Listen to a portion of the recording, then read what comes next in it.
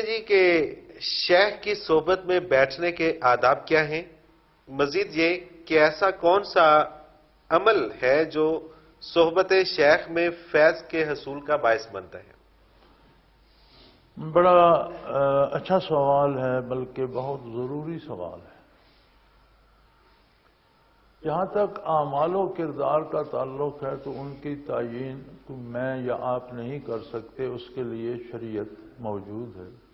شیخ کی صحبت میں بھی شرعی طریقے سے بیٹھا جائے گا، وہی کام کیے جائیں گے جن کے کرنے کا شریعت حکم دیتی ہے، اور اس طرح کیے جائیں گے جس کا حکم شریعت دیتی ہے۔ لیکن ایک بہت بڑی مزے کی بات یہ ہے کہ شیخ کی صحبت میں فائدہ تب ہوگا جب آپ کا دل متوجہ الی الشیخ رہے گا۔ شیخ کی صحبت میں بیٹھ کر آپ سوچ رہے ہیں کہ میری دکان کا آج کیا ہوگا، صحیح۔ دل دکان پر ہے، وجود شیخ کی صحبت میں فائدہ کیا ہوگا؟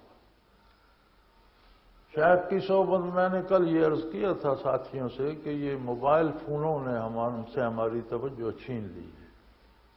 ہر اچھی بری خبر ہر وقت گھنٹی بج رہی ہے، وہ دل کو ایک طرف متوجہ ہونے نہیں دیتے۔